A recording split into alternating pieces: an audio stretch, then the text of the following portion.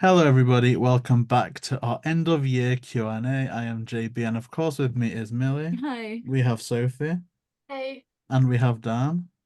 Hi. So it has been a while since we've done one of these Q&As. I think beforehand we were debating on if it was 7 months or more or less, but it has been a while regardless. Maybe someone in the comment section can tell us exactly when the last one was. But we've got some awesome questions to answer today. So, Millie, would you like to grace us with the first? Yeah, so the first one, and I'm going to start off with you because I think that you'll probably have documented this best in your mind as to what we know Oh, and Lord. filling in the gaps. What do you think the third live action movie would have been about? And I assume, are we meant I to? mean, it's I think public on what both third live actions. The James Gunn one, they would have gone to Scotland and it would have been a story about Shaggy and Scooby realizing that the monsters aren't always bad. And the third Melton Pilates one would have been time traveling to Victorian London. So I don't know. I don't know if it's what we think of it versus just this is what it is. So Hmm, yeah. this is what it would have been about, but I think you've covered that pretty well with that one answer. Anything else to add that's been mentioned perhaps in an interview that we've skimmed over or something? No, I can't think of Okay. anything. I No, think I No can't. Rest Monster would have been a good one. Like that would have been a good third movie. Yeah, I would have liked to have seen both of those We movies. could have literally had the whole live action cast in the UK. That would have been crazy. I'd have cried. Okay, for the next question, I'm gonna start with Sophie, and then we will go to the rest of us from there. Do you think Scrappy Doo deserves another chance to be redeemed someday if the hatred would stop? Yes, Or full even if it stop. doesn't? I love Scrappy. There's nothing wrong with him, honestly. I don't know what all the hate's about. I'm a little bit of a hypocrite. I said it before. My favorite live action movie is the first movie, but Scrappy's a villain in it, so it's like bittersweet. But yeah, I think one of my top three Scooby series is the one with Scrappy in it. So I love him. I draw him all the time, and yeah, he's one of my favorites. Okay, and Dan? Yeah. So I don't hate Scrappy. I don't particularly care for Scrappy. I remember when I was younger, I really hated when they introduced Scrappy just because I thought it ruined the dynamic. But I did like him in those three films, the Booze Brothers and stuff. Um, but yeah, I don't think they should bring him back full time. But he's part of the Scooby Law. So I think at some point, like a special or an episode of a TV show should bring him back. It seems a bit jarring at this point. And I've actually noticed online, there seems to be a lot more Scrappy love now. Yeah. So maybe it's about time. I think for me it's the same as with a lot of things. It's just if they do it well, like there's iterations of Scrappy I like, there's also ones that I don't. So it's about how they do it. There certainly is a place to do it, like there would have been a place to return to Zombie Island. It's just that wasn't the way to return to Zombie Island. So it's like with a lot of things, I certainly think that there is scope to do it and to do it well. Yeah, I I want to make almost one more point. He did save Scooby before. Now he that's needs to true. save Scooby again. I almost feel like it would have been a net good for the Scooby franchise if Scrappy was just spun off into its own series that was aimed more at children. Because you can say that Scrappy is annoying, but at the end of the day, look at today's society where you've got the minions like making so much money. And I personally don't have an issue with the minions, but you can see how they could get annoying, but kids seem to like that stuff. So I think that would have been just something successful that they could have done, and maybe just some toy store knowledge. Little things sell better than a Paw Patrol or Bluey stuff. If Scrappy was just given that kid spin-off 20 years ago, 10 years ago, Today. I just think it would have made that much more money for the franchise. Even if us older fans look at that and say, it's annoying, we hate it. The kids like it, money in Warner Brothers' pocket, money Well, to the Scooby franchise, we get more stuff.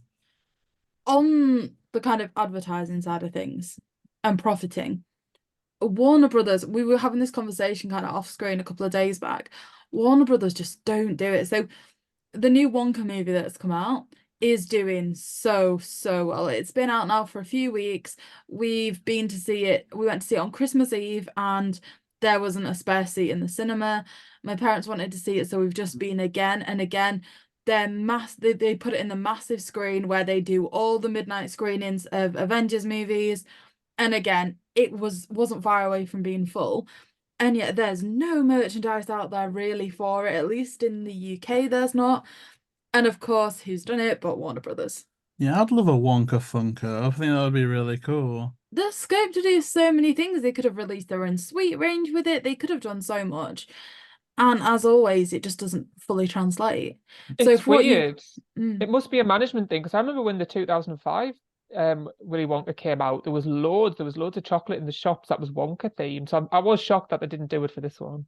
yeah, it's just so strange, especially when it has done so well. Like maybe they didn't think it'd do as well as it has, but again, it's kind of one of those things across the board. I really like the concept of, like you said, you could market it as a kind of younger audience. You could do the really cute scrappy plushies and all that sort of stuff to go alongside it, but it's just not something that Warner Brothers does.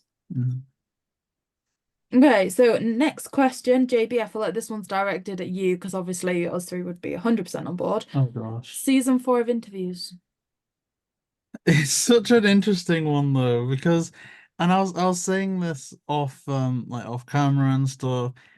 It's so weird. I feel like starting to do like more in-person work and for all that contract expired, it's just kind of made me feel ready to not move on as such, but just do something different and focus my mind on something different than what we're doing now. I mean, season 4, like say for instance, I could see myself getting the itch to do it again in like a year, maybe 2 years, but I definitely don't think I could be ready both for my own sake, but also for people watching and subscribing, like as a promise to give them the same quality as before, if not better, if I went straight from a season 3 to a season 4. So I don't know. Right now, I'm saying no, but I'm a nostalgic person. One of these days, I'm probably gonna do one, and hopefully we can get everyone there for that. But yeah, it's a difficult question. What would you say is the likelihood of you seeing it more as a 6-month break and then going into series 4? It depends on how situations change. Because if by miraculous circumstance the toy store comes back to me and says, "Oh, such and such happened. We want you there full time," then I know that worst case scenario, I'm going to be on 6:30 a.m. to the latest of 6 p.m. Whereas if I go back to the call center and I'm on worst case 6 a.m., like worst case as well, 8 p.m., and we normally record at 7, it's like, yeah, no. Like, it just can't happen. So Plus, there's the time that it takes to arrange the interviews, Yeah. speak to the people.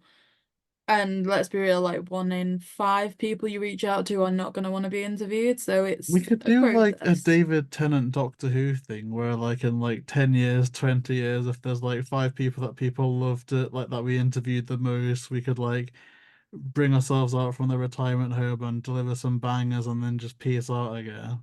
I guess we've put the focus on you a lot with this one. I mean, Sophie, Dan, if we went on to do series 4 of the interviews, would you be happy to join us? Yeah, Absolutely. I'm here. So it looks like it's all down to you, JB. Oh, I like that. Oh, that's sweet. Thank you. Okay, next question, and this one certainly is something that I think would be good to look forward to for the new year. Do you think the Hex Girls will return in 2024? I want to start this by saying that I would love them to. I'm not too optimistic for it being 2024 that it's released, but I wouldn't be surprised if they set to work on a new project in 2024. I think, Haunted High Rise is still quite fresh, so we know that they've worked on a movie recently. And JB is probably going to kick me under the table if I'm not meant to say this, but we know that they've worked on a series somewhat recently. Do we? Wait, who? Am I allowed to say that? Well, I know that one was pitched before the pandemic. Okay, so one was pitched before the pandemic. So, like, there's already been recent talks of a movies and a series. I think perhaps the support that Haunted High Rise got might have been a surprise, and obviously they didn't think the project was ever going to be known anyway. So perhaps with the support that that project's got, they will look at starting something in 2024. I think the likelihood is we probably won't see it till 25, 26, but I hope and I think Warner Brothers probably know it's time to do something new with the Hex Girls. JB? I think if there's a new series on the way, it's more likely. Because I think out of the last, couple of series that they've done, it's only been Be Cool that I didn't have a Hex Girls feature. So I think if we get a series, it's more likely than not that they'll appear eventually. It's just if that's part of next year's schedule or not, which I hope it is, but you can never tell. Okay. And Dan? Yeah, pretty much echo what you've both said. I would be very surprised if something comes out, like actually like a film or something came out, but it wouldn't shock me if they did announce, oh, we're working on this. And like JB said, like I don't really know what Scooby stuff is coming out in 2024. If there's a series, then yeah, probably. But I just don't see it for the 2025. I think we would have heard by now. But like I say, one could go into production. So yeah. And Sophie? Yeah, I don't think next year, but I mean, even though it's quite a dry spell at the moment, there's lots in the pipework, what's gonna happen, there's talks about things happening. So fingers crossed, within the next 2 years, hopefully, but we'll find out. Yeah, definitely. And I'm just going to throw the next question out there. Feel free to anybody chip in and answer. What action figures do you have? I think I've spoken enough, so I Scooby-Doo. think someone else can take that. Is it just Scooby Doo? It doesn't specify. Hmm. Oh, I've got loads. I've literally got a shrine of Bucky Barnes right next to me. And I love I've that. I've got loads of Scooby Doo action figures. I've got a Rose Tyler action figure. I've got a Marge Simpson action figure. So yeah, I've got loads. Any character that I like, I will have an action figure of them. I think we need a room tour at some point. I'm gonna campaign for that. Does sound good. I mean, I think us pretty much just majority Scooby, right? Yeah, well, unless you count Funko Pops. Even though we got rid of those a few months ago now, quite a lot of them. There's still loads of Spider-Man ones, Barbie. There's a ton. I think we have done a few tours, so I'll link those in the description. And Sophie, what about you? We know that you've got some amazing like custom Scooby ones. Well, apart from like the basic like action figures, I will make a shout out to the equity, like I think it's the 8-inch figures. They're like really Yeah. nice. The big figures are like perfect. Apart from the Funko Pops, I've got pretty much all of them. Apart from the 3-coloured ones, and I think there's another one I can't remember. But The creep. Oh no, you've got the there's creeper, quite a don't lot. you? Yeah, I got the creeper. I got it when he first came out, which was £20, which I'm very grateful for. Eee, Oh, I wish. that would be. Oh, we could time travel. I'd love that. Jesus, £20. Okay, JB, I'm gonna need you to clarify this to me. What do I mean? Oh, Ultra Instinct. Okay, thank you. Ultra Instinct Shaggy versus Batman, who'd win? Going in a completely reverse order. Sophie, we'll start with you. I'm gonna say Shaggy, however, I'm not into all of it, so Batman. So that's the thing. Like, I don't buy it, especially with like the Fantasol movie. Like, I'm over it. It's a thing. It's a phase. It's gone. Get over it.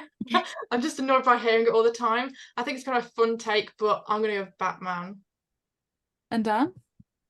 Yeah, I kind of agree with Sophie. Like, I remember when that whole Shaggy thing was going on. It was a bit funny at first, but then I was like, okay, I've had enough of this. So, I don't know. I'd say probably Shaggy would win. I don't know because I know if Batman doesn't actually have any powers, does he? He just uses his sort of arsenal. So I don't know. I'll say Shaggy.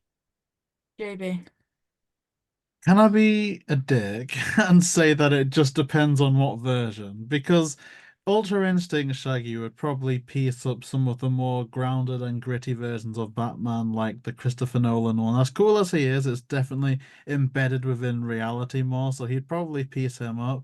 But then, literally, Lego Batman, you break him apart, he puts himself together again and just loses a few of those stud coins, and then he can fight again. He'd probably win, so I think it depends.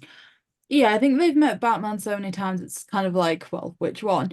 I think the most recent one we reviewed, was it the Guess Who one? Oh, I like that. That one, What a night for a dark night. yeah, that one I don't think Shaggy stands a chance. I think they definitely were quite complimentary towards Batman and his capabilities in that episode.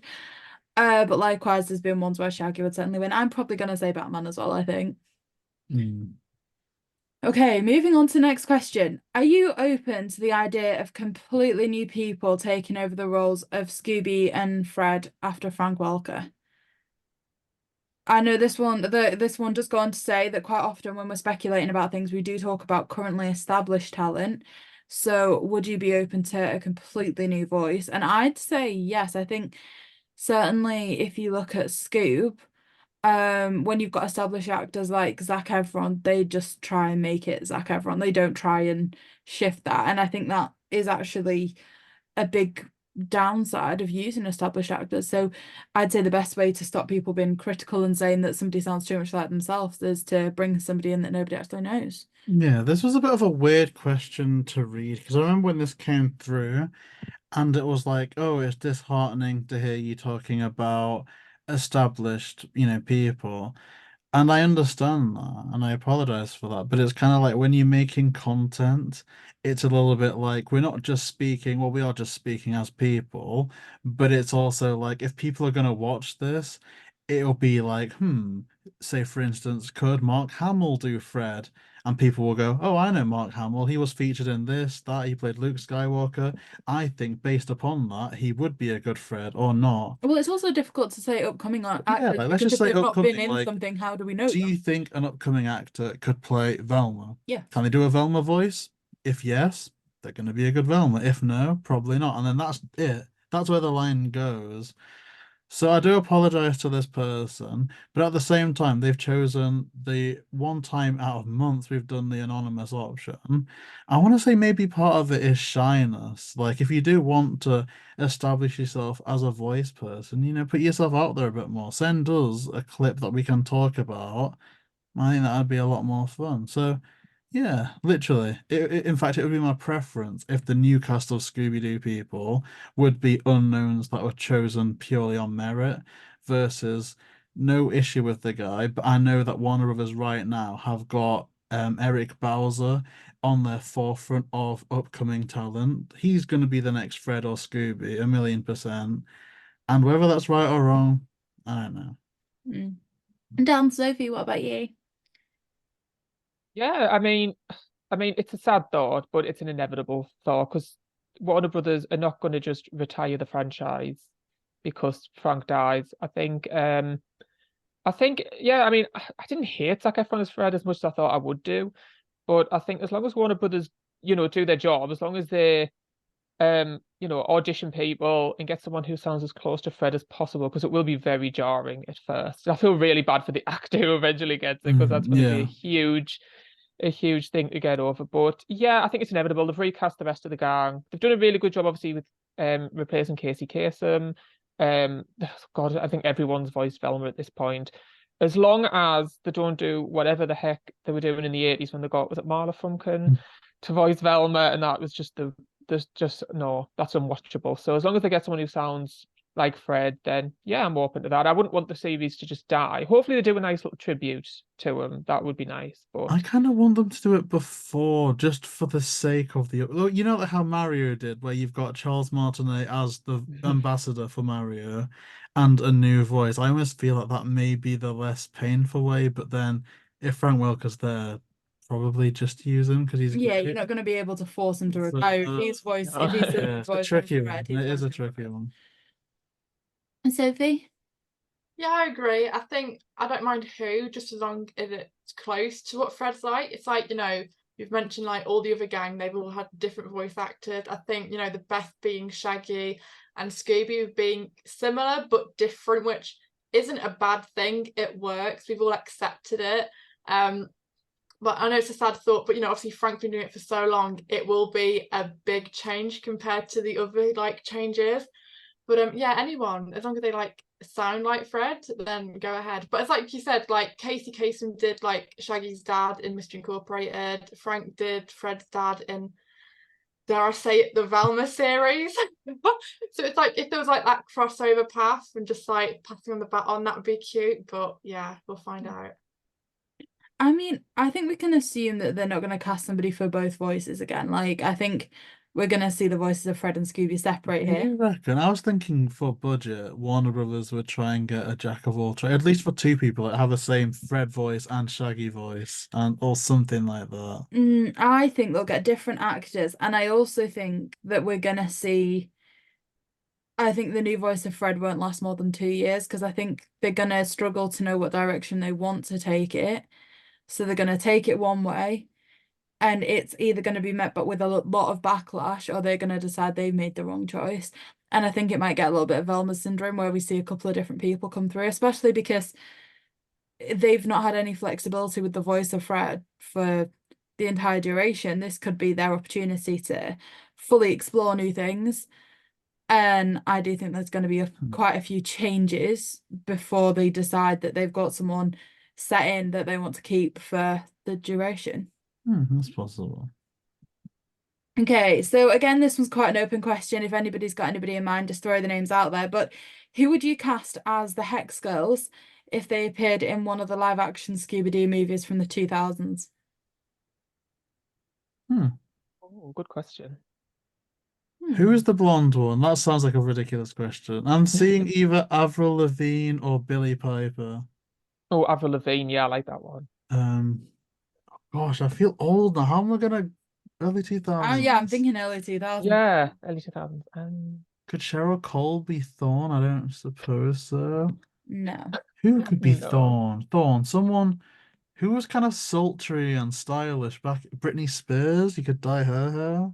To be honest, I was thinking Avril Lavigne for Thorn if she had dark hair. I think that could Yeah, I work. see that. Yeah. She's quite pale as well. You could easily work Yeah. that Thorn look in. And the other two,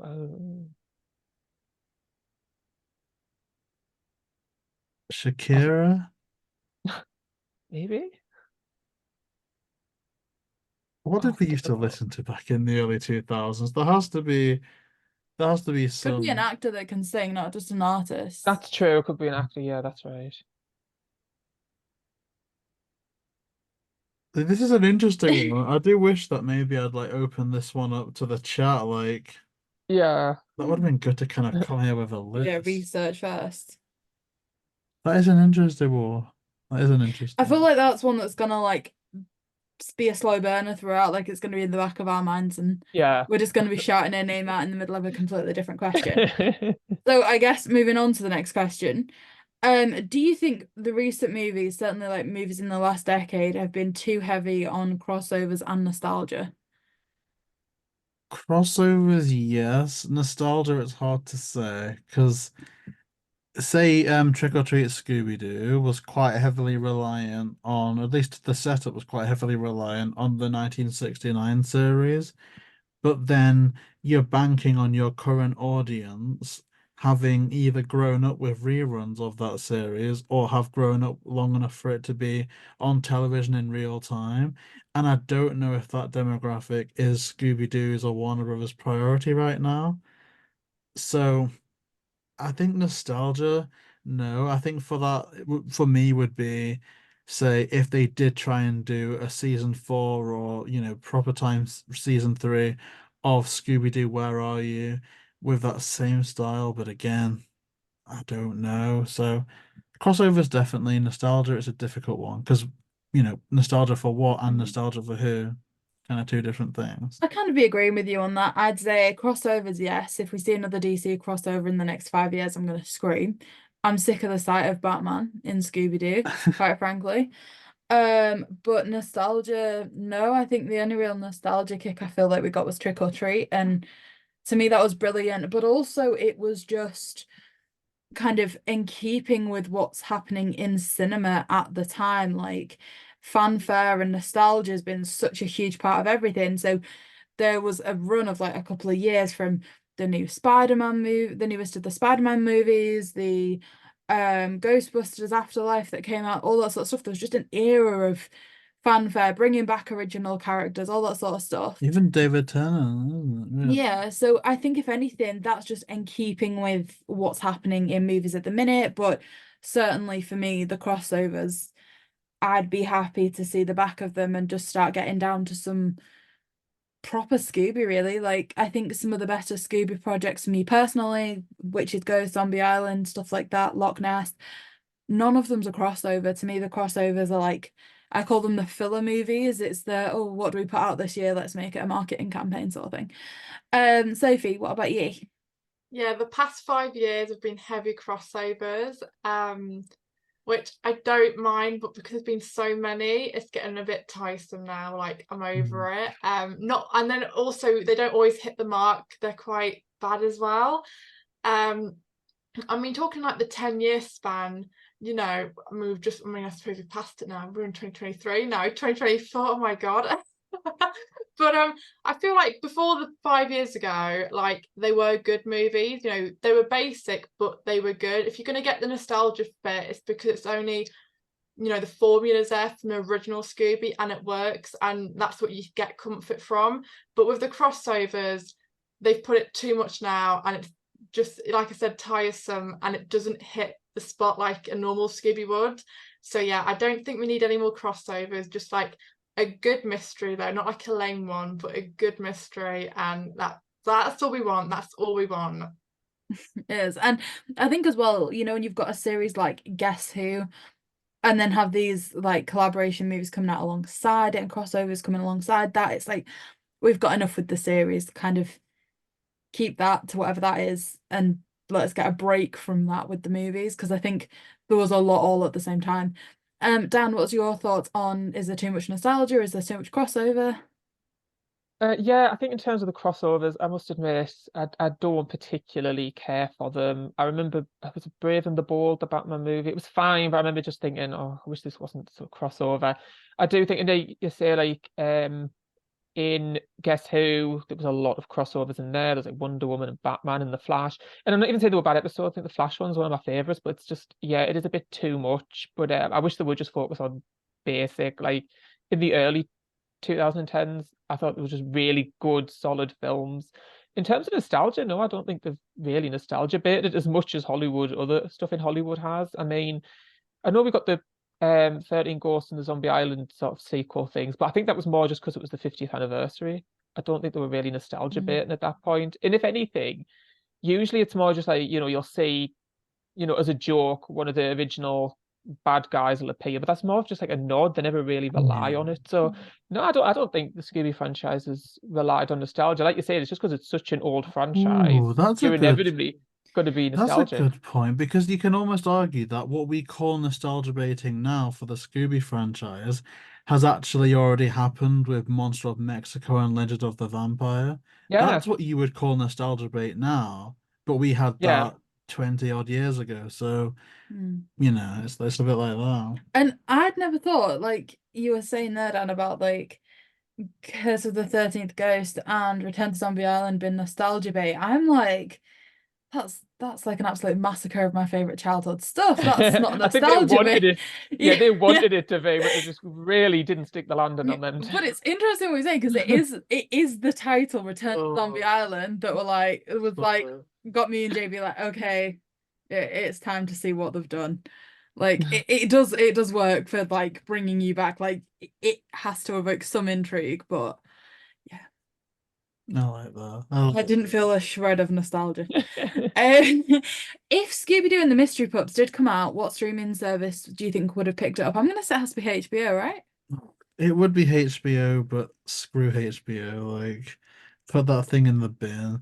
I think ideally just pop it on whatever. I'm not an expert, but whatever the hell, either Paw Patrol or Bluey's on, Nickelodeon, Nick Jr., stick it on something like that and hope and pray that it also simultaneously goes on to like a Netflix, something that, whilst it is hemorrhaging profits right now, I think more people have it than not in terms of that niche. So, oh yeah. I hope not HBO, but it would be. Do you think HBO as well? think so, 'cause Yeah. that's Warner Brothers. So yeah, I think it would definitely HBO Max. Okay, next one. Do you think the Scooby-Doo franchise will be reinvented in the near future, or do you think it could become forgotten into obscurity? Also, on the topic, what's your opinion on Warner Brothers and Discovery trying to merge again? I'll say I don't think we're ever going to see the end of Scooby, at least not for the next 10 years minimum. I do think if they can keep Frank Welker for that long, it might never go through a big reinvention, but I do think that if Frank Welker retires, then I think they will use that opportunity to shake the things up quite dramatically. JB? It's difficult. Purely for the fact that so many people currently working at Warner Brothers are the purists that got rid of all the supernatural elements from Zombie Island and Curse of the 13th. I think as soon as they go or move on, I think we could see either a return to form from what we knew from Zombie Island and stuff, or the pendulum's gonna swing and we're gonna get something new, almost like a soft reboot, even though all Scooby's kind of a soft reboot anyway. But it's just about the creatives more than anything. And I think with the current team that's working on them at the moment, we're probably just gonna expect more of the same. Yeah, I agree. I think, like you say, a good shake up in the team would get rid of the, oh, let's do another crossover because we need an idea. I think, certainly we could start to see some of the Scooby that we all used to enjoy. Sophie, what about you? Do you think that things are about to shake up and have a big change? Do you think things will continue as they are? I mean, with every series, it's a reboot, like a different incarnation of the gang. So, a new series going forward probably would be a new incarnation. However, they've now gone the Guess Who route, for nostalgia, which some like it, some don't. We won't go into that debate today. But they went that direction animation style for Trick or Treat Scooby Doo. They went that direction for Haunted High Rise. So if they were going that direction instead of like the animation style for the director videos at the moment, maybe that was their turn. But at the moment we don't know, because obviously we know about Haunted High Rise, and I don't know if there's going to be another series similar. I mean, we know that the series is always different, like you do like 3 series and that's it. That's the end of Guess Who now, so I don't think they'll reboot it with the same animation style, so it would definitely be different. But yeah, I'm not sure. And Dan, what do you think?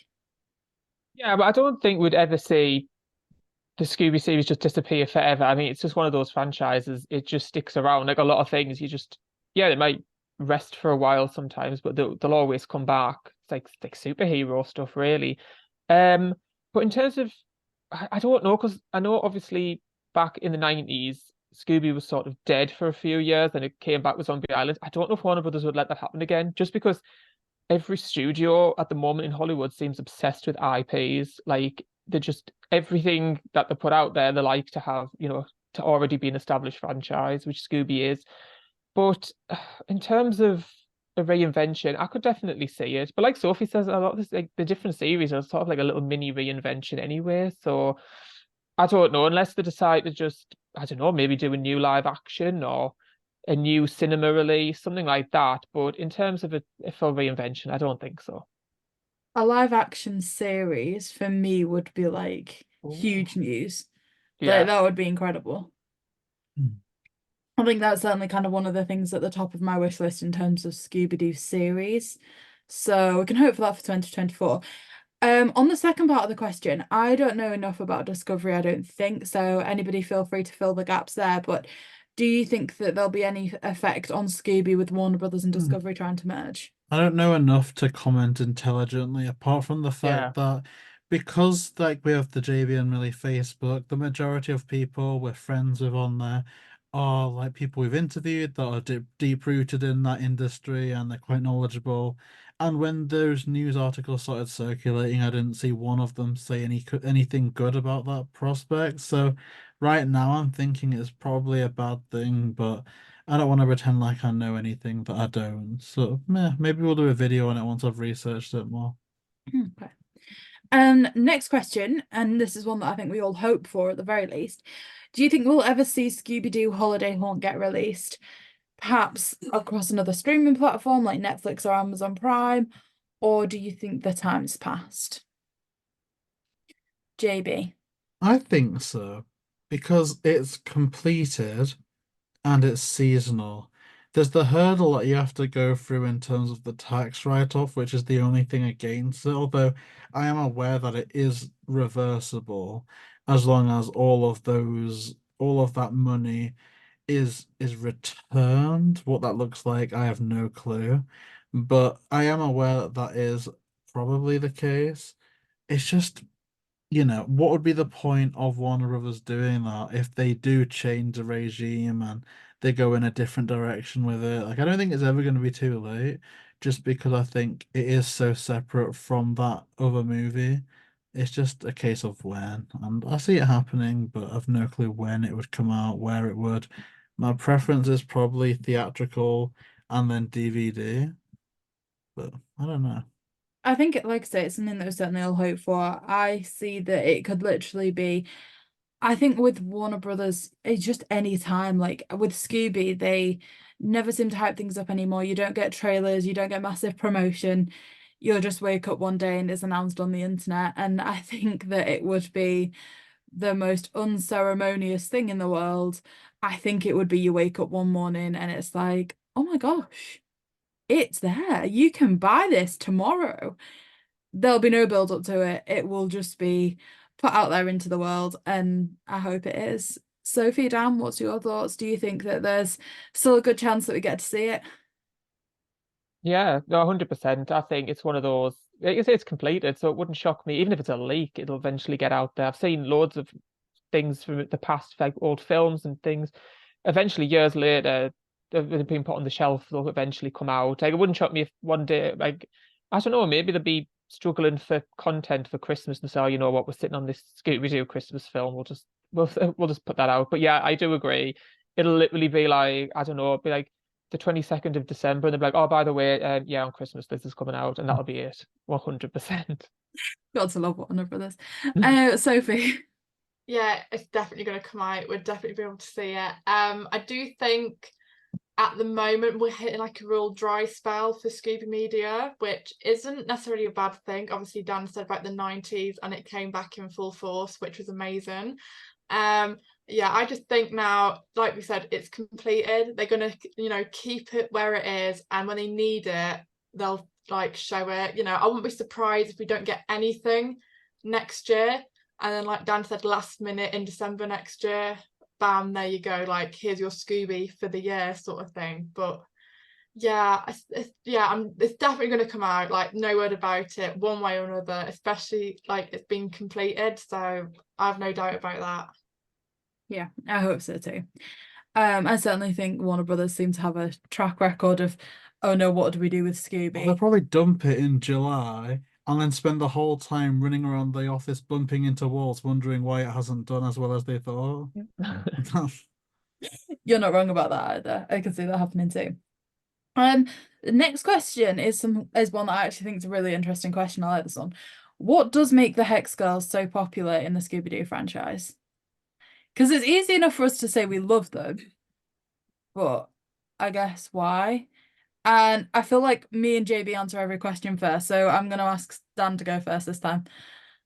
Okay. Well, I think it helps that they debuted in a very strong fan favorite film. I think the music helps, and I think they just fit into the world of Scooby so well, like because they're gothic. This thing, like and a lot of nostalgia of Scooby Doo in the old episodes was the music montages as the thing. So music's always been a massive part of Scooby. So I think they just work so well, and they work well with the gang. Like, so it doesn't shock me that even after Witch's Ghost, they just keep bringing them back. They work. Like, I thought they worked really well in Mystery Incorporated, especially when they brought them in for a few guest spots. So, and I think it helps that they're just good characters. They're well designed. They're well acted. Yeah, I think it's just the perfect combination of things. I mean, it's so many people's go-to, like even in the Daphne and Velma books, the Hex Girl's got a feature there. I think it's so many writers' go-to if you want to bring in an extra guest. Sophie, what's your thoughts? Why are they so loved? Yeah, I think if they weren't debuted as they were in Witch's Ghost, maybe not as popular as they are today. But because they did and it was awesome, like that's why it's carried on. Maybe they would have got popular if it was just debut in What's New. I'm not convinced. Like Dan said, they were great in Mystery Incorporated, and that's also a fan favourite series. We won't talk about Guess Who. We forget about them. They're not our Hex Girls. But yeah, I just think the character design, like just them, like the personalities, like everything about them, they were perfect in Witch's Ghost, and I think that just like spiraled out of control, and that's why everybody loves it. But yeah, because it debuted on Witch's Ghost, on sort of like other movies or series, I think that's what hit the nail on the head first time round, and that's why we love them. Yeah, I think it was the era of Scooby, certainly. I think if we saw them first appear as the opening act in Kiss a Rock and Roll movie, they wouldn't have been given half the level of success that they have, received. And I do think music's such like a strong thing with Scooby Doo. If you ask me what you like about Scooby Doo, it's going to be the chase scene music. If we're on a series that doesn't have chase scene music, it doesn't get the attention in the same way. For me personally, what makes What's New part of, one of the best series is that music at the start instantly for me puts me in the space straight away that's where I want to be. So I think music has a very powerful place within Scooby. So I think era, the movie that it was introduced in, and just the fact that it is music is kind of the two key features. JB? I think it was like a perfect storm, a victory on a few fronts as well. One that I was like freshly kind of opened up to. I can't remember when, it was that long ago, but I was on this gay website. Let me think. Because when our news article broke out, it did the rounds everywhere. And one person that I got connected with was called Bernardo Sim, who is a writer for Pride.com. And they wrote a whole entire piece about how the Hex Girls became LGBTQ plus icons. And obviously, I think a lot of people do gloss over the fact that the Hex Girls were literally invented by a gay man who's awesome, Rick Corp. And I think just that community being seen in the Scooby franchise for, I think, the first and possibly only time until Coco Diablo. Please correct me if I'm wrong. I'm so sorry to interrupt you. Isn't that fully explored in the Daphne and Velma books as well? Not as fully as I would Okay. have not liked, but I think they do kind of have their cake and eat it a bit. I think that was more along Scholastic's fault versus a Morgan Baden issue. But I think there was the perfect storm where a whole generation, there were lots of comments like the Hex Girls were my bi-awakening and stuff like that. So we had a whole generation kind of using them as their comfort characters during that era in the early 2000s when I assume, I don't want to speak on behalf of a community that I'm not a part of, but I'd assume, maybe wrongly so, that we're a bit more accepting now than we were back then. Maybe that's just wishful, but there was a community that felt comfort in these characters then. There's people outside of that community that was just, oh, this is a fantastic nostalgic movie from my childhood. And then there's also the other community, which is a huge community, which is all the goths and people into goth aesthetic and music lovers. So it got beyond Scooby fans and it could become for the LGBTQ plus community who may not care about Scooby or music lovers who may not care about Scooby. So it was literally just casting such a wide net that I think that assured the Hex Girls longevity more than, say, a Scrappy Doo, even a Scooby Doo. So yeah. I can agree with that. I'll link the article in the description because it is an interesting read. Okay, JB, next question's for you. Will there be an interview with Grey Griffin or Grey DeLisle? I hope so. It's literally like I do hope so. It's like she's one of the first people that came to my mind way back in season one. If it was up to me, she would have been like, I mean, I wouldn't change the Kate Middleton one for the world, but she would have been like in season one early on. But yeah, hopefully if we can convince her, then yeah, I hope so. It's my vision for that to be the last one. Maybe not the last one we record because that's kind of not how things work, but yeah, if it We'll happens, try. it happens. Next question. Do you prefer watching Scooby-Doo, Batman the Brave and the Bold, or Scooby-Doo and Krypto 2? Brave Which and the to me Bold. is like, do you prefer watching paint dry or a puddle dry? It, Brave and the Bold. I'd say by very narrow margins, Krypto 2. JB, did you say Brave and the Bold? Brave and the Bold. But I would listen to that Brave song from Krypto 2 more than I'd watch Brave and the Bold, even though I don't think it fits in with the movie. I've got such a love-hate relationship with Andy Stomer's work. Some ones I absolutely love, others I just want to flush down the toilet. Sophie, what about you? Brave and the Bold or Krypto? I'm gonna go with the Brave and the Bold. I just think it's a bit more interesting than Krypto. I don't mind a Batman crossover. I know they do it an awful lot, like don't get me wrong, but yeah, I liked it a lot more than Krypto, I'll just say that. And Dan, what about you? Yeah, there's not a lot in it. They're both very similar. I'd say by a very small margin, I prefer watching Krypto. Ooh, I like that. Evenly Like split. 50-50. That's awesome.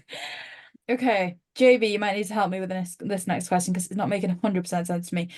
Does showing the Scooby Doo third film that has been cancelled the script be copyright? Oh, I know what that means, kind of. It's Okay. would our breakdown or presentation of the scripts for the third movies, is that a copyright issue? Is that a legal issue? And to that, I'm going to reply with it is 100%, but I know that there are people that have done it without legal ramifications. So, for instance, this person was mentioned in the Nick Pilatus and Kate Melton double interview, but Simon, friend of Nick Pilatus, was sent the third movie from Brian Levant, and I believe showed a portion of that in his small interview with Brian Levant. Now, it makes it quite clear at the start of the scripts, no part of this script, like this script is the property of Warner Brothers, no part should be copied, distributed, or shown without prior consent of Warner Brothers. So that is technically in binding legal writing, but I would be shocked to no end if Warner Brothers actually enforced that. I wouldn't do it because I don't want to risk it, but it's one of those ones where you're not allowed to do it, but I think you kind of can get away with it. I wouldn't advise it, but yeah. I think if it was just someone that like put it out there on Twitter, maybe you'd be fine. Ew. But for a YouTuber like making a video about it for potential profit, I don't know. Speaking of releasing stuff, I'd love to know if they ever found out who released Krypto. Hmm. There You know, surely would have been I've done a bit of a ramifications for 180 that. where I actually kind of am skeptical of the claims that it was never cancelled. Oh, Like, I think it was cancelled. I'm getting like I know that that was the line, and I believed it for a month, and then I thought, you know what? Probably bullshit. Like, I'm not I believing people that were bootlicking Warner Brothers during a SAG-AFTRA strike when I've not heard anything from people that I would consider to be reputable. Like, I don't know. Like, Even if it wasn't cancelled, it was definitely on the edge of because there was just so many things around that time, and we'd heard about Krypto so long ago, and it still wasn't out. and it was just That the if you'd attitude of people as well. Like, people on Twitter that are current employees of Warner Brothers saying, "Oh, people just made up the fact that Crypto was cancelled to justify them stealing the movie." And it's like, us as fans have seen Holiday Haunt be cancelled, have seen Haunted High Rise be cancelled, have seen Mystery Pups be cancelled, and you sit there saying we made it up because we wanted to steal a £9 movie. Yeah, get. I've got. I nearly said something. I'm gonna say though, say because we don't know who it is, so I don't want to like say a certain name or like, but say you were somebody who'd worked on this movie and you had a copy of it on your computer. You've seen all three of those projects JB just mentioned get cancelled, and you know that your project has been meant to go out for 2-3 years. It had been mentioned that far ago, and it's still not going out. I'd be pressing that button. Like you would be putting that movie out there before it became too late. It was officially cancelled. So that was my thoughts on it. Yeah. Okay, so Sophie, we're gonna start with you for the next question. Which three Scooby-Doo characters do you think could take over the world? Everyone can pick who they want except JB. You can't say Daphne. Oh, but why? I didn't write the rules. I'm sad.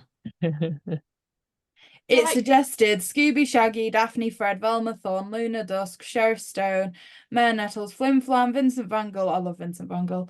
Madeline, Scooby Dum. And they're like the main ones. Coco's on there as well. I think we had this one last time, and I think I'm gonna stick with the same three that I think I chose. Daphne from like What's New Scooby Doo, like she's got everything on board, like she can do everything. I think I picked Thorn for like her supernatural powers, like I think that could come in handy. And I think I picked Scooby because it's Scooby. I need a dog and a friendly guy to be around. I like that. I am agreeing with you on 2 out of 3. I would definitely say Daphne, especially What's New, Thorn, and Vincent Van Gogh was the other one. I just saw his name on the list and I'm like, oh my gosh, yes. Dan, what about you? So take over the world. Okay. I'm gonna say Vincent Van Gogh because I don't know, he has like supernatural powers. Um, I'd say Velma because she's quite smart. I think if she turned sort of her attention to it, like her mind to it, I think she could do it. Hmm. And for the third one, I'll say Daphne too. I think, I think she could do it. I think she could take over the world. I think you all just picked Daphne because to rub it Yeah. in that I'm prohibited from such. Okay, JB, who would you choose? Definitely Velma, because she more or less does take, or she influences the world in Scooby Apocalypse. So I know that she's got that capacity in some world. Who else? I don't know if any of them really could do it. I guess Coco. You make enough disguises of various world leaders. Eventually, you've got a monopoly on the situation. So Coco Diablo, and you would just say Thorn because music changes the world. She does music, so we'll I say that. suppose Scrappy almost took over the world in the Oh first yeah. live That's action film, so he could do it. that's Hmm. very true. With the power of the Damon Riders. Yeah. Next question was for JB specifically. What is JB's job? How's it going? Can I say the name? I don't know. Okay, I'll say the name, and if I want to bleep it out. So, it's like it's technically my old job now because I just finished my contract today. But I was working at a UK, I think it's just in the UK, I don't know, toy retailer called The Entertainer, where I basically spent my day selling toys to small children. And it was really cute. I hated the first 2 days. I like cried after my second day. But then I just loved it.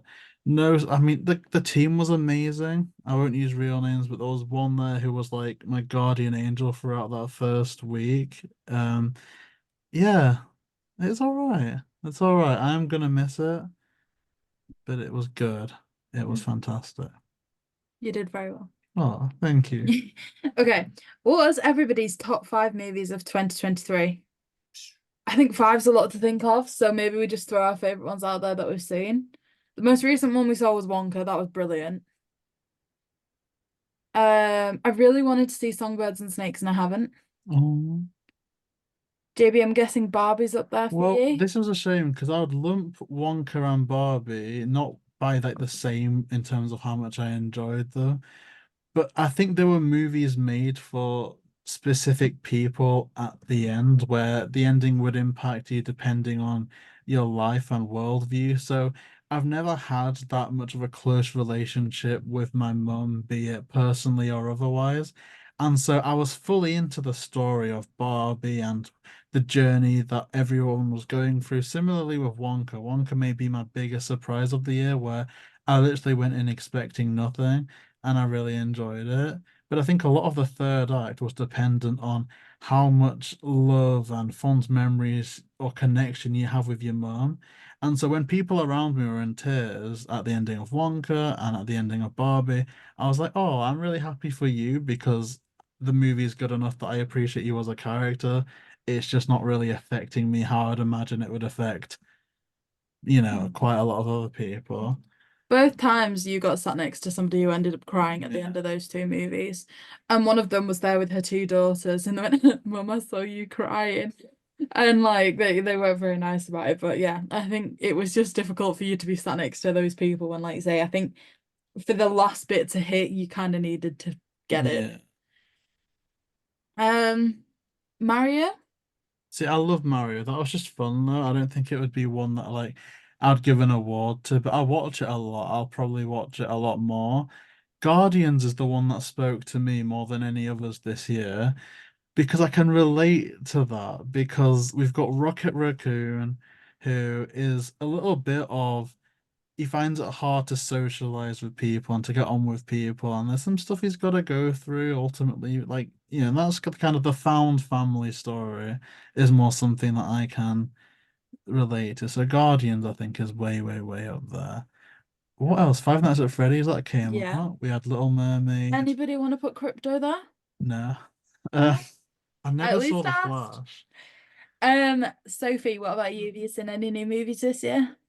I'm not one to be watching like new movies as soon as they come out. Like I'm always watching old ones on repeat. But the two that I went to see in cinema was The Little Mermaid and my Yes. favourite, which was incredible, Mission Impossible: Dead Reckoning Part 1. I love that movie. Oh, I I'm didn't dying to see watch it that. again, and I want Part 2 right now, right here. Honestly, I keep going on. I love Mission Impossible. It's like one of my favourite franchises, and that movie was incredible.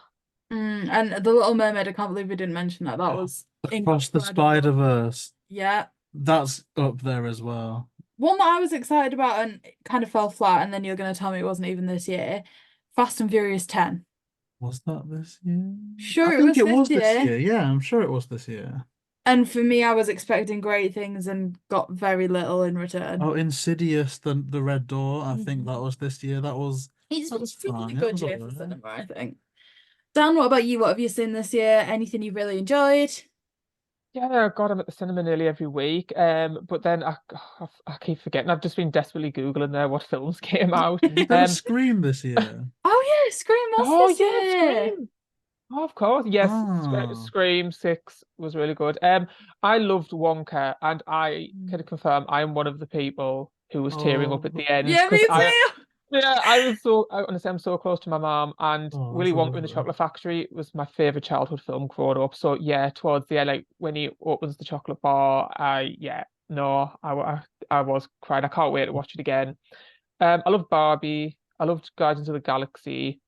And I know this actually came out December of 2022, but I didn't see it in cinemas till January, and it was Avatar: The Way of Water. I really enjoyed that.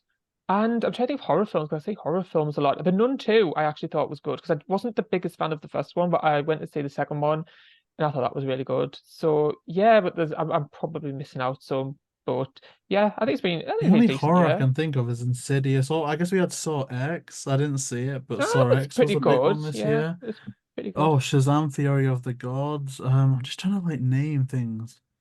I kind of want to get Limitless back. We used to have Yeah. Limitless at our Odeon, and we would go and see anything that came out just to make the most of the Yeah. fact that we had it. Did anyone see Oppenheimer? Because I know people that are like No. really into movies are going to be watching this. Go, how can you miss out Oppenheimer? It's like I just didn't see it. Like, I never But seen it's it. been out ages on digital release, and I'm sure I saw that Oppenheimer was like promoted the other day because it's just about to be released well, I now. think just opposite The Entertainer, I've seen that you can get the Barbie DVD for £6.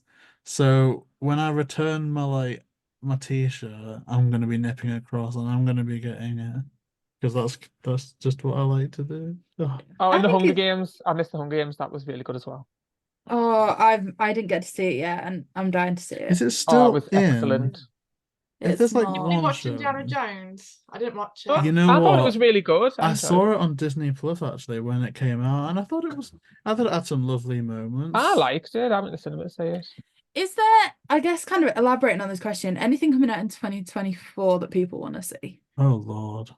Oh, I don't know, because I know a bunch of stuff got pushed back, didn't it, because of the Because I'm strike? sure we got asked in the Q&A of 2022 what we wanted to see, and we were like, Doing it that long? 2023. Yeah, I'm sure we did, because I seem to remember having a conversation We need to as those retire. four saying what movies we wanted to watch Oh in yeah, because Sophie 2023. We said definitely Little did. Mermaid. I said Mario. I said Barbie. Yeah, You said Song Wizards. yeah, and I'm the only one that didn't see the one I wanted to.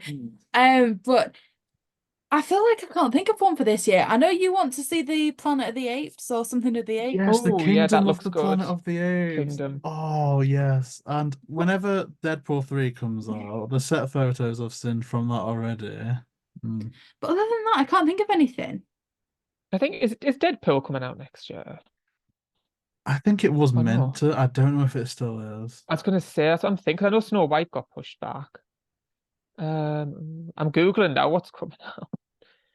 There must Nothing be that I'm some really excited Marvel, about. but then I don't know No, what I don't Marvels. think I don't think because of the strike, I don't think there's a single Marvel film coming out. Oh, what's Unless you the count Deadpool. Mm. what's the Marvels one? Is it literally just called The Marvels? That was Yeah, that came out. released quite Oh, has that recently. already come Yeah, out? Yeah, I yeah, it's didn't out. see that one, but it's on Disney I Plus. What else is there? That's literally it. I can't think of anything. Oh, there's the Lion King live action prequel about Mufasa. Is that actually happening? Because I've seen no like clips or anything from that. Apparently. But I'd rather a Scar prequel. I'm that type of Well, I'm guy. going to That's assume it's what- got a He'll be scar in in it. it because there was Could that be big Mufasa and story. Scar. Mm. Um, Inside Out 2, isn't that coming out next year? Oh, I really want But I'm a that. bit nervous because the first one is one of my favorite Pixar films, so I'm a bit nervous. yeah, Yeah, I can agreed. see that. But we went Oh, to the cinema recently and nothing really good was promoted other than that. I don't think I've watched it. in terms of TV, I think there's not a lot more for TV, but the one that I'm most excited for is the first shooting at where Doctor Who series, just because I'm so Oh, yeah. interested to see how that's going to play out. Do we think we're getting a Scooby Doo movie in 2024? Well, Maybe. we've spoken to, well, one I can't say because it was an email that just said, "Hey, I'm working on some Scooby stuff," and I just remembered that I did that interview. Is it out yet? So I can share it. And then Tristan Cole said quite publicly in the interview we did with her and Joe Sictor, "Oh, and I might have worked on some Scooby backgrounds recently." So there's something in the works. It's just if it can be turned around or not. For their schedule, I imagine if backgrounds are done at the latter end of this year, it could theoretically maybe fit into October's schedule. But Possibly. I'm not an expert on when or how long these things take. Let's see. If Warner Brothers decided to make a third live action Scooby Doo movie, directed by Brian Levant, so that's the iteration we're on, which member of Mystery Inc. would you like to see the most? JB, you're just gonna say Daphne to Yeah. be okay. Sophie? I mean, obviously Daphne. I think we've all said that she's our favourite, but I feel like we've had like a lot of Daphne. I don't know. It's a tricky one. The problem is I love the gang, full stop. I feel like all of them, and I know like people say, "Oh, I don't care about their family, like their backstory. Like I just watch the mystery." But I kind of like, the development of a character and seeing like everything about them. So I eat any of them, right? I don't mind. I'd say I really like Shaggy in that iteration as well, so I'd probably say that character as well as Daphne. Dan, what about you? Any particular character you'd want to see? Yeah, so the Bryant Levant ones. I might have to say Shaggy purely because I do love all the rest of the gang in that film, but I feel like I've seen like Robbie Amell and Haley Kiyoko in lots of stuff since then. And I do love Daphne, but I just love that version of Shaggy, and I've never seen Nick Plattis in anything else. I don't think he even acts anymore, so it would be nice to see Shaggy again, that version of him. Yeah, definitely. Okay, so this next question, I feel like we might all want a couple of minutes to think. What do you think is the most heartwarming Scooby Doo moment? And when you've thought of yours, feel free to say it. But I do feel like we all want to take some time to think. See, this is crap. Because instantly, the second you said that, I'm actually thinking about that scene from the end of Scoob, but I know that that's probably one of my least favorite voice casts, not one of my favorite movies. I know what yours I is. instantly thought of that. No, you're right. You do know what mine is. 2002. Yeah, at the end when Shaggy's like, "Oh, why don't we just like escape, man, and we'll run out of here screaming like idiots. We're two peas in a far out pod, man." And Scooby's like, "Hey, you're my best friend, Raggy." Oh, I've destroyed that scene, but everything about that scene to me is perfect. The acting, the editing, the camera angles, the score. Like that's my favorite David Newman score, that like piano, and the fact that a part of it is slow motion. That scene, yeah, yeah, that's my scene. Okay. I must admit, my brain did a similar thought process to yours. Jumped to Scoob. Then it was like, surely not. We can't have that. Jumped to 2002. It did fall on 2004 for a second, when Scooby's seeing them all get swallowed by the tar monster. Oh yeah, yeah. But I think I have to go with the 2002 movie, that the scene at the end that you quoted horrifically. So yeah, 2002. Dan, what about you?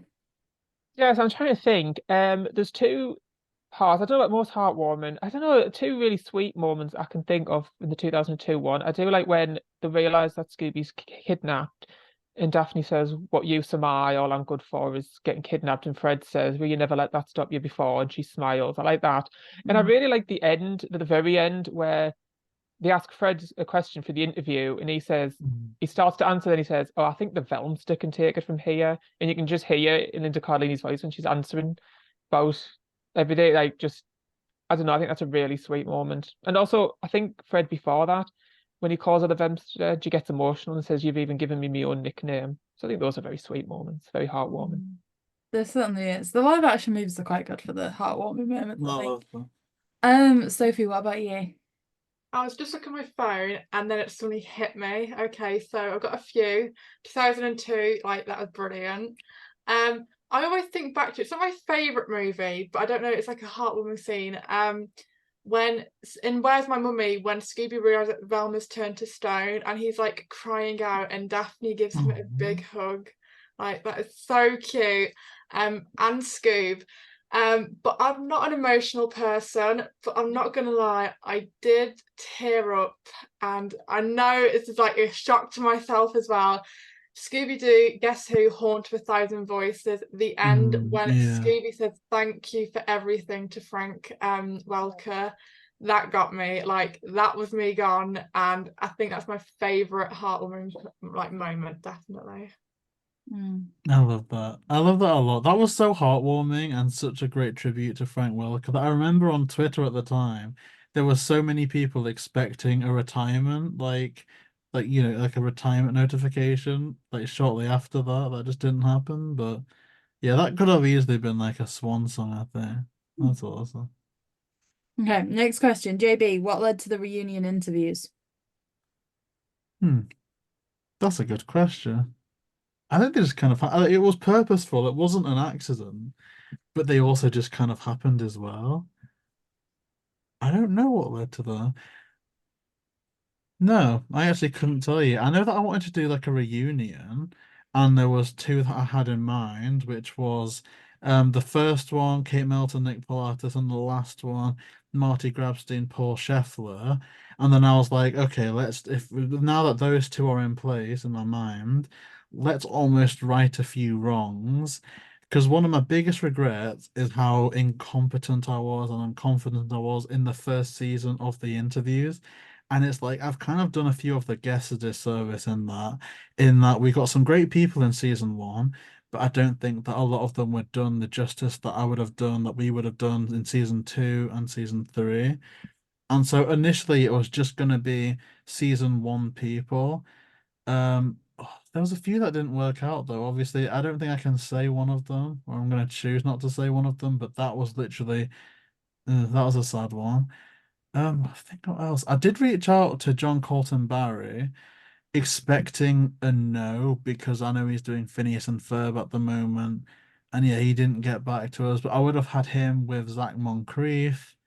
There were also some conversations I had in my mind about trying to get Jim Krieg along with Jeremy Adams for a Scooby Natural one, but I didn't reach out to either of them. Like there were just so many that I was like thinking in my mind that just yeah, I'll do more, but I think for now I'm happy with them being contained within the December schedule. But yeah, it was literally just, oh, this would be an idea for these two. Let's make it the month. So yeah. Okay. And then the next question, I don't know that I can say top 10, but certainly let's just throw some of our favorites out there. Top 10 interviews. Gosh. Joe Sickter is literally one of the most prominent ones in my brain. The Loch Ness interview made me cry, like genuine tears, seeing the pitch for the initial Loch Ness movie. And then this is a good time to say, so for Christmas, JB managed to find the exact notebook he'd used to do the pitch. He got Joe Sickter to send pictures of every single page in the book, and he made me an exact replica of the initial pitch for Loch Ness, which was just absolutely incredible. So that's how like poignant the Joe Sickter interview was. Yeah, Joe Sickter is a legend.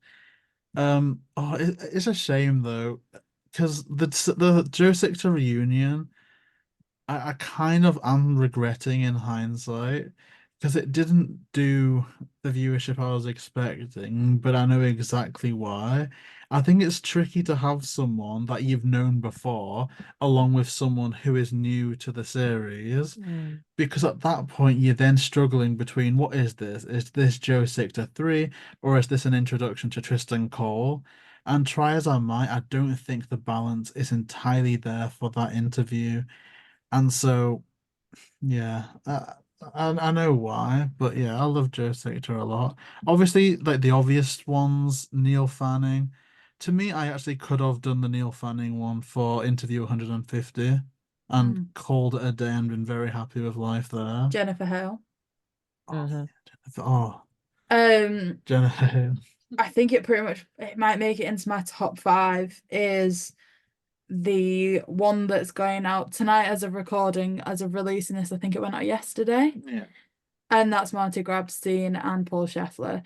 Just the two of them two together was so funny. Admittedly, me and JayBee did feel like we were third wheeling and just needed to let them two kind of have this reunion special themselves. But it was exactly what we set out to do with the reunions. It was literally like seeing two old friends come back together that hadn't seen each other for ages. It was amazing. That was a similar as well with Michael Karinsky and Bill Haller. That was a sad one to do. It was actually the most difficult interview to record for like various reasons, but that I think was such a great one. Their chemistry. There's the name of this person's escaping me, and I can't think why, but there's one haunted high-rise one we did, and there was just so many moments in it when I was looking Bex Wallace. Yes. Yes. There were so many moments in that after that I was just looking at Sophie and I was like just like nearly dying with excitement, like, oh my gosh, are you hearing this too? Oh, I love the wild cards we've had as well. Maggie Rocha, Nerd Sync, like all the wild cards. Even May Harrington O'Neill. The wild cards are amazing. I want to do more of those. There's a couple of people as well that like not the interview, but like just the build up to it is so poignant. Like, so there's one for Miguel Nunez Jr. I've got that right. Haven't I, JayBee? Where he'd given us his number and said to call him to arrange it. And JayBee accidentally pressed call without warning me. I didn't know how and just threw his phone at me. Like, I didn't get a build up to it. I'm pretty sure I was just sat in the car. I'd just driven somewhere and had to like improvise that on the spot. That was brilliant. And then Marty Grabstein, 2 years ago today. Literally though, 2 years ago today. Like 2 years ago today was when we first spoke to him, and it was on the phone at my parents' house. And we'd gone to visit my parents for Christmas, and he was like, let's get this set up. Give me a call. And at that point, we'd only done like 2 or 3 interviews. And I was literally on a phone call calling Marty Grabstein. It was amazing.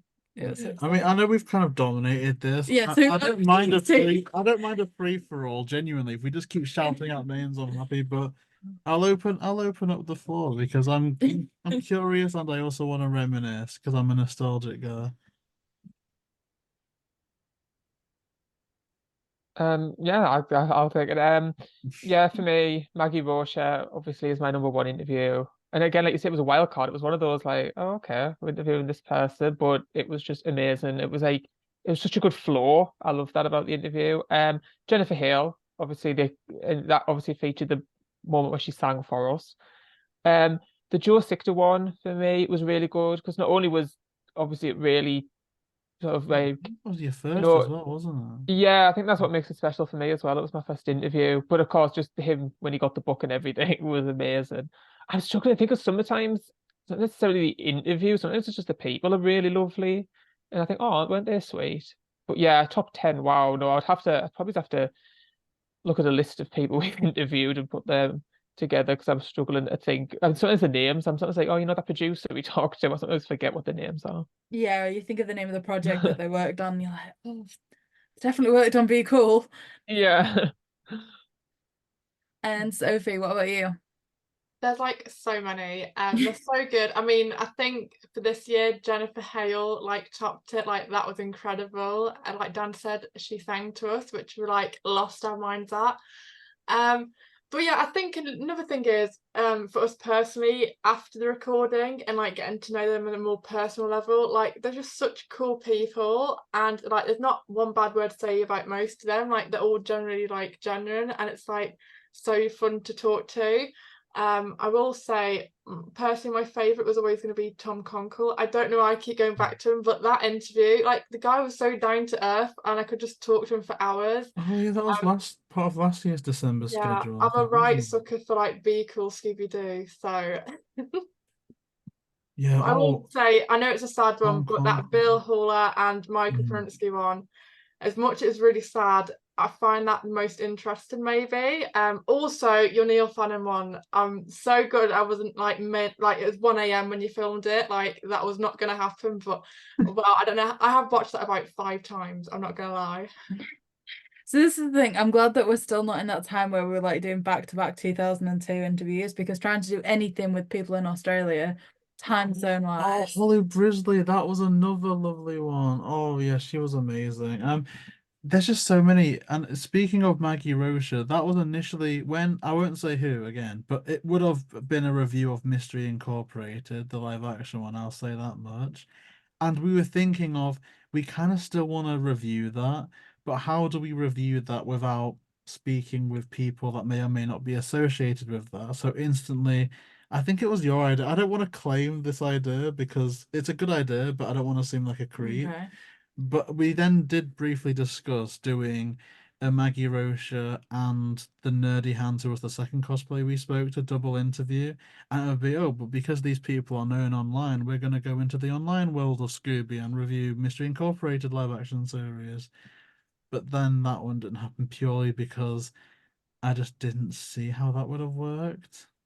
And I don't regret that, but that would have been an interesting way to keep the reviews consistent at least. It would. And now we are coming on to the last question, which is, what are your resolutions or ambitions for 2024? JayBee. Oh, I guess find some other type of employment that isn't soul sucking. That would be good because from working at a toy store, I kind of feel like everything going down from there is instantly just going to be a downgrade, especially with the team I've had. Um, so yeah, something that won't suck the life out of me. And obviously keep kicking bottom with these interviews. Like there's a lot of people that I do want to make sure that we include in the latter end of season 3, which is for now, I guess I'm labeling as the third and final season. But yeah. I guess for me, 2023 was a lot about progressing at work, stuff like that. So for 2024, a lot of what I want to do is just more relaxing stuff. Like you said, I think certainly as we end the series 3 of the interviews, there's going to be a lot of work going into that. But after that, honestly, it's just stuff like I want to go to a Comic-Con again. I want to go on holiday somewhere. Generally, just really generic I stuff want to do like that. something in person with all of us. I want to try and make that happen in 2024. Be that a game of strip poker in Vegas, or we'll just go down Blackpool for a trip on the Pepsi Max or something like something. I want to do that this year or next year. Sophie, what about you? Do you have any ambitions or resolutions for 2024? Like really boring. Like I never set anything like at the beginning of the year. Like I just don't do it. So again, I've got nothing for the new year. Yeah, I just see how it rolls. Like I've got no ambitions. I just start on day one and go from there and hope for the best. And Dan, what about you? Yeah, I'm the same in that I don't really do resolutions. I just think they're so pointless. People do them just for the sake of them, and then they never, Yeah. then you end up disappointed if you don't do them. But in terms of ambitions, sort my life out. I'm hoping to go through a career change. I recently, like literally just before Christmas, like the 22nd, I've had 2 phone interviews for a place. They've been closed for the last week, so I'm hoping this week they get back to me. So yeah, I'm hoping for just a career change to find employment that better suits me than what I've been doing. So hopefully, fingers crossed, 2024 will be a good year. Yeah, it certainly sounds fingers like it can crossed. get off to a good start. Was that really the last question? Yeah. Oh, that's sad. I don't think we got I that saved it lot. till the end because I thought it was a good way of wrapping things up. Yeah. Yeah, we didn't get too many this time, which is surprising because we've not done. Oh, I say that. I think this is probably one of our longest Q&A videos, so I don't know. I will God, yeah. say, if it would help anyone else's mental health, because I know it would help mine, that question about the Hex Girls if they were cast in the 2000s and top 10 interviews, I wouldn't mind taking them, kind of pondering them a bit, and then like doing them either before or after another interview that we're all involved in at some stage, and then releasing them as separate videos. Because I think some of them they did probably need a bit more time. Yeah. But yeah, I like that. Thank you so much to everybody for watching and that submitted questions. Maybe we'll do another Q&A. I don't really know if we will, but maybe. We will. So if you do have any questions for next time, comment them down Oh, below. JayBee, I've got a question for you before I finish. Oh Lord, what is it? So, earlier this year, we said to you that we're really happy to continue the reviews. And obviously, we've been doing reviews all the build up to Christmas. What's your plan for January? I don't know. Do you want to keep doing reviews? We can't do weekly reviews, can we? Oh, I think we could. I don't think I we want could. to. I don't think. You know what though? How many of us are there?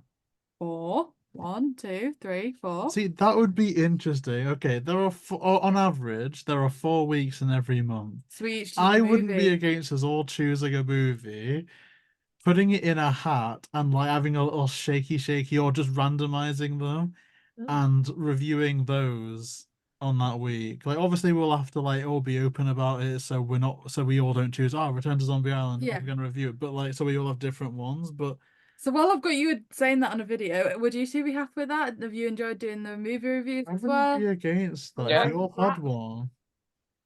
Yeah, I like that. We should all like put a movie in the chat on a Monday, draw it on the Tuesday or something, and then maybe record it in the later in the week. That does sound quite cute, actually. We'll look into that. So, Sophie, where can people find you on the internet? Yeah, you can find me on Instagram at Scooby for life. And Dan? Yeah, you can find me on Instagram and on Twitter at danfaz94. That is incredible, and you can find all of our links in the link tree in the description down below. Thank you so much to everyone for watching. If you do want to see more, then please like, comment, and subscribe, and have a happy new year.